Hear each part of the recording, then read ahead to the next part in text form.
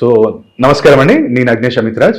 So మొన్నటి నుంచి కూడా మనము రాశి ఫలాలు అయితే అందరు తెలుసుకుంటున్నారు, కానీ చాలామంది నన్ను అడిగింది ఏంటంటే మన ఛానల్ కావచ్చు, ఇతర ఛానళ్ళలో కావచ్చు, కామెంట్స్లలో ఏంటంటే సార్ మరి మాది ఓన్లీ డేట్ ఆఫ్ బర్త్ ఉంది, టైం లేదు, మరి అలాంటప్పుడు మా రాశి ఏంటిదో తెలియదు. సో మాకు కూడా ఏదైనా రెమెడీస్ చెప్పండి, మా డేట్ ఆఫ్ బర్త్ ప్రకారంగా ఈ ఈ నెంబర్ వాళ్ళకి 2025 ఎలా ఉండబోతుంది అని చెప్పండి అని చాలామంది అడగటం వల్ల మన ఆఫీస్ కూడా కాల్స్ చేయటం. సో దానివల్లనే మనం ఆస్ట్రోన్యూమరాలజీ కాన్సెప్ట్ తీసుకొచ్చాం. దాంట్లో ఈ జాగ్రత్తలు చెప్తున్నాం, దానికి పరిహారం కూడా చెప్తున్నాం. ఎందుకంటే నీకు ఇప్పుడు రోగం ఉంది అని చెప్పి నీకు పరిహారం చెప్పకుండా అయితే వదిలేలేం కదా. సో అగ్నేష్ అమిత్రాజ్ ఎప్పుడు కానీ దోషం ఉంది అంటే దాన్ని తప్పకుండా నివారణ కూడా నేను చెప్తాను. సో అదేంటంటే ఇవి జస్ట్ జనరల్గా మనం చెప్పేటివే, ఇంకా డెప్త్ కూడా చాలా ఉంటాయి రెమెడీస్ చెప్పేటివి. అవి ఎప్పుడంటే మీరు కన్సల్టేషన్ అపాయింట్మెంట్ ప్రాపర్ కన్సల్టేషన్ తీసుకున్నప్పుడు మనకు ఒక టైం తీసుకొని వాళ్ళు మొత్తం అనలైజేషన్ చేసి వాళ్ళకి life time remedies, life time వాళ్ళకి జెమ్ కానీ ఏదన్నా వాళ్ళకి వేసుకునేది మనం లైఫ్ టైం చెప్తాం. కాబట్టి ఈరోజు మనం తెలుసుకోబోయేది ఏంటిదంటే 2/11/2029. అంటే ఫస్ట్ ఆఫ్ ఆల్ అయితే ఈ డేట్ని రూల్ చేసేది ఎవరు అంటే చంద్రుడు.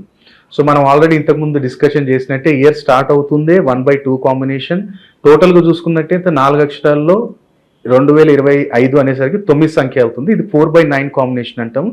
ఈ కాంబినేషన్ ఎప్పుడైతే యాక్టివేట్ అవుతుందో ఈ వెహికల్స్ చాలా జాగ్రత్తగా ఉండాలి, స్టమక్ రిలేటెడ్ చాలా జాగ్రత్తగా ఉండాలి. 4/9 కాంబినేషన్ చెస్ట్ రిలేటెడ్ చాలా స్ట్రాంగ్గా ఉండాలి, జాగ్రత్త తీసుకోవాలి. అలాగే హెడ్ రిలేటెడ్ నర్వస్ సిస్టమ్ కానీ ఇది కానీ కొంచెం దెబ్బతినే అవకాశాలు ఎక్కువ వస్తాయి. మీరు 2025లో చూడండి, చాలామంది చిన్న వయసులోనే పారాలైసిస్ రావటం కానివ్వండి, ఈ బ్రెయిన్ స్ట్రోక్ రావటం కానివ్వండి, యాక్సిడెంట్స్ కానివ్వండి, ఇవి చాలా దారుణంగా ఉంటాయి నెక్స్ట్ ఇయర్. కాబట్టి చాలా మనం ప్రికాషన్స్ తీసుకోవాలి. ఎందుకంటే 4/9 కాంబినేషన్ అనేది చాలా డిజాస్టర్ కాంబినేషన్. కానీ కొంతమందికి బాగా కలిసి వస్తుంది. ఇండస్ట్రీలో మంచి మంచి కలెక్షన్ మూవీస్ వస్తాయి, కానీ మళ్ళీ డ్రగ్స్ కేసెస్ అని, మళ్ళీ నిందలు అని చెప్పి ఇక్కడ బాలీవుడ్, మళ్ళీ ఇక్కడ కొన్ని ఇన్సిడెంట్స్ చాలా జరుగుతాయి. కాబట్టి జాగ్రత్త ఉండాలి అన్ని రాసుల వారు కూడా. సో రాశి ఫలాలు చూసుకోండి. అలాగే రాశి ఫలాలు తెలియని వారికి, రాశి తెలియని వాళ్ళకి వాళ్ళ డేట్ ఆఫ్ బర్త్ ప్రకారంగా మనం కొంచెం ప్రికాషన్స్ చెప్తున్నాం. అవి కూడా ఫాలో అయినట్టయితే డెఫినెట్లీ 2025లో మీరు ఏదైతే టార్గెట్ పెట్టుకున్నారో అది కూడా మీకు రీచ్ అయ్యే పూర్తి అవకాశం ఉంటుంది.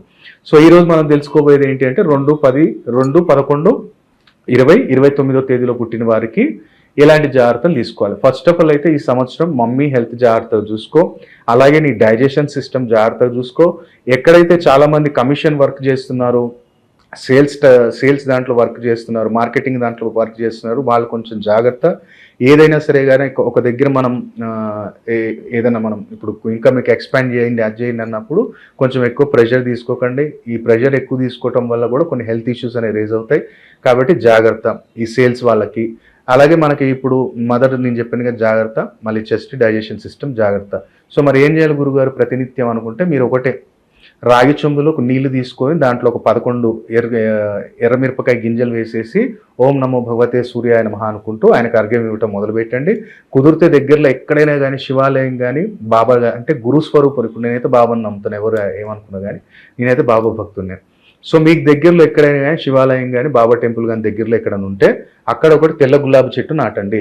ఎక్కడైనా సరే కానీ దగ్గరలో తెల్ల గులాబీ చెట్టు నాటండి. తెల్ల గులాబీ చెట్టుకి ఏం చేయండి అంటే చక్కెర కలిపిన నీళ్లు పోయటం మొదలుపెట్టండి. ఈ సంవత్సరం మొత్తం మీరు ఎప్పుడు వెళ్ళినా, గురువారం రోజు వెళ్తా సార్, నేను సోమవారం రోజు వెళ్తా, నేను నాకు కుదిరినప్పుడు వెళ్తా, ప్రతిరోజు వెళ్తా అంటే ప్రతిరోజు కూడా చిన్న స్టీల్ డబ్బాలో కొన్ని వాటర్ తీసుకొని అట్లా షుగర్ మిక్స్ చేసి ఆ షుగర్ వాటర్ అనేది ఆ యొక్క చెట్టుకు పోయటం మొదలుపెట్టి సంవత్సరం మొత్తం నీకు ఎంత ప్రాస్పారిటీ ఉంటుంది, హెల్త్ వైజ్గా కానీ ఫైనాన్షియల్ వైజ్ కానీ బ్రహ్మాండం ఉంటుంది.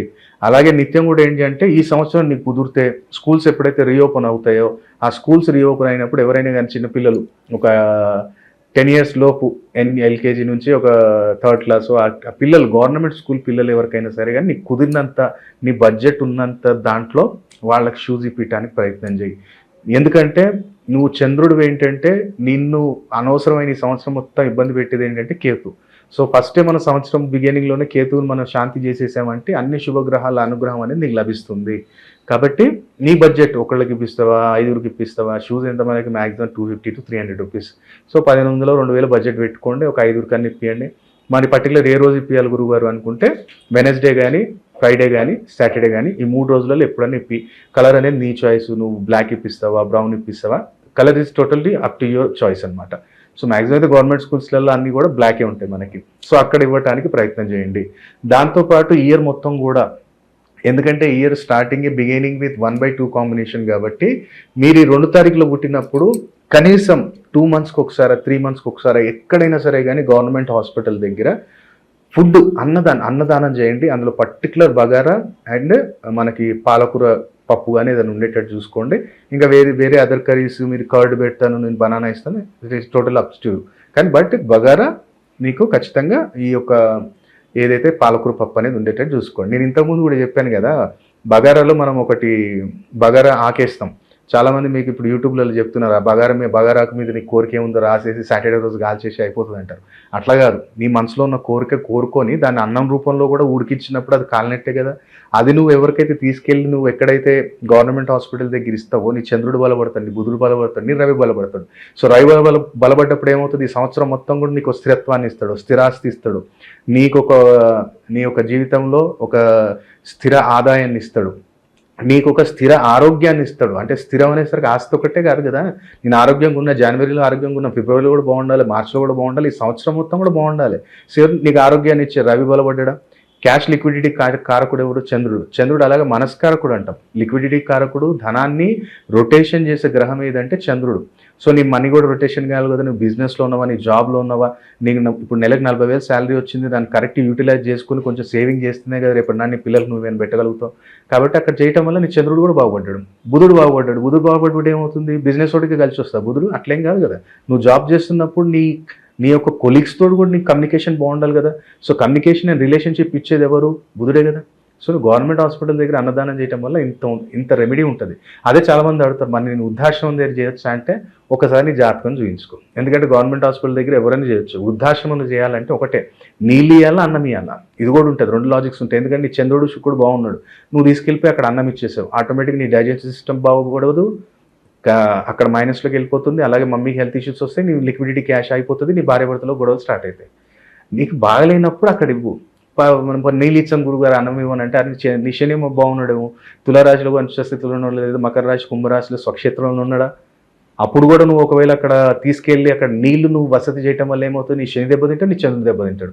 శని చంద్రుడు ఎప్పుడైతే దెబ్బతిన్నప్పుడు నీ బయట అవుట్ స్టాండింగ్ ఏదైతే అమౌంట్ ఉందో అది స్టక్ అయిపోతుంది, అది రాదు. సో అప్పుడు ఏమవుతుంది, డిప్రెషన్కి వెళ్ళిపోతాడు. ఏమో బయట 50 లక్షలు అయిపోయినాయి, ₹1 కోటి అయిపోయినారు అని చెప్పి ఆ డిప్రెషన్లోకి వెళ్తావు. సో ఇయర్లో మొత్తం నీకు డిప్రెషన్ వచ్చిందంటే బిగినింగ్లోనే నువ్వు ఇంకేం చేయగలుగుతావు. అందుకని ఏంటంటే నీకు ఒకవేళ డేట్ ఆఫ్ బర్త్ టైం ఉందా, ఒకవేళ జాతకం మంచిగా వేయించుకొని, సార్ గురుగారు ఈ సంవత్సరం మొత్తం నేను ఏం పరిహారాలు చేయాలి, అగ్నేశమిత్రాది దగ్గరికి ఏం రాకు, మీ దగ్గరలో ఎవరైనా మంచి ఆస్ట్రోన్యూమరాలజిస్ట్ ఉంటే వాళ్ళని కన్సల్ట్ అవ్వు. మంచి గురువులను ఆశ్రయించేసి నా లక్కీ నెంబర్ ఏంటి, నా లక్కీ కలర్ ఏంటి, నా లక్కీ డైరెక్షన్ ఏంటి, నేను ఈ సంవత్సరం నేను కొనుక్కోవాలనుకుంటున్నాను గురుగారు, మరి నేను ఏం చేయాలి. సో అట్లా నువ్వు ఏదైనా ఉంటే కరెక్ట్ మనకు కనుక్కోవచ్చు.